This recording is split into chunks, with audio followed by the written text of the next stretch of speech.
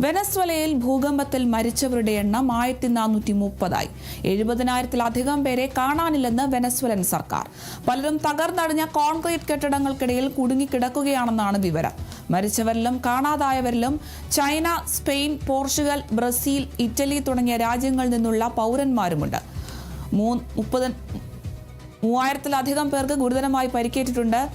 കെട്ടിടാവശിഷ്ടങ്ങൾക്കിടയിൽ നിരവധി പേർ കുടുങ്ങിക്കിടക്കുന്നതായാണ് റിപ്പോർട്ട്. പരിക്കേറ്റവരെ എയർലിഫ്റ്റ് ചെയ്യാൻ US നാവികസേനയുടെ ട്രാൻസ്പോർട്ട് കപ്പൽ തീരത്ത് സജ്ജമാക്കിയിരിക്കുകയാണ്. അതേസമയം തിരച്ചിലിനിടെ കെട്ടിടാവശിഷ്ടങ്ങൾക്കിടയിൽ നിന്നും 11 വയസ്സുള്ള 2 ആൺകുട്ടികളെ ജീവനോടെ പുറത്തെടുത്തു. കഴിഞ്ഞ 2 ദിവസത്തിനിടെ തകർന്ന കെട്ടിടങ്ങൾക്കിടയിൽ നിന്നും 33 പേരെ രക്ഷപ്പെടുത്തിയതായി ഇടക്കാല പ്രസിഡന്റ് ഡെൽസി റോഡ്രിഗസ് പറഞ്ഞു. ബുധനാഴ്ച രാത്രിയാണ് രാജ്യത്തെ ഞെട്ടിച്ച ദുരന്തമുണ്ടായത്.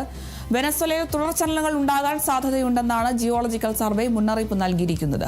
ഭൂകമ്പം മൂലം ഏകദേശം $6.7 ബില്യൺ നേരിട്ടുള്ള സാമ്പത്തിക നഷ്ടം ഉണ്ടായതായാണ് ഐക്യരാഷ്ട്ര സംഘടനയുടെ പ്രാഥമിക കണക്ക്.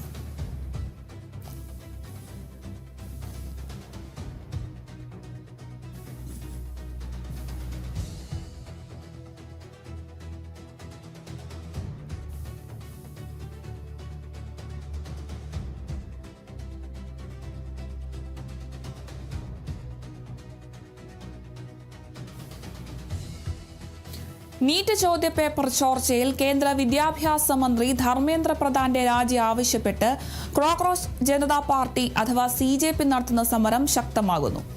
സാമൂഹ്യ പ്രവർത്തകൻ സോനം വാങ്ചുക് ഡൽഹിയിൽ അനിശ്ചിതകാല നിരാഹാര സമരം 2ാം ദിനത്തിലേക്ക്.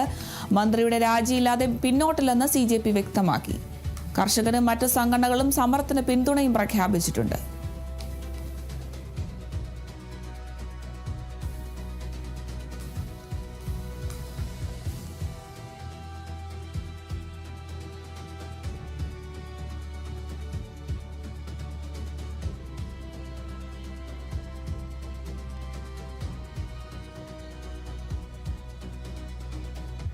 വടകര കാഫിർ സ്ക്രീൻഷോട്ട് കേസിൽ അറസ്റ്റിലായ DYFI നേതാവ് ജിതിൻ ഭാസ്കറിന്റെ ജാമ്യാപേക്ഷ ഇന്ന് പരിഗണിക്കും.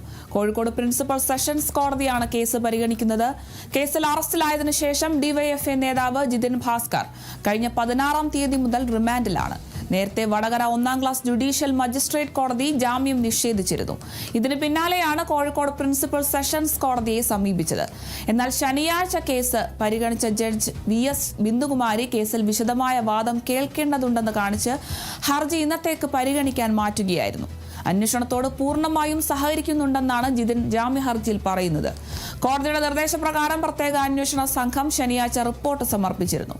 ഇതിന്റെ അടിസ്ഥാനത്തിലായിരിക്കും ഇന്ന് വാദം കേൾക്കുക.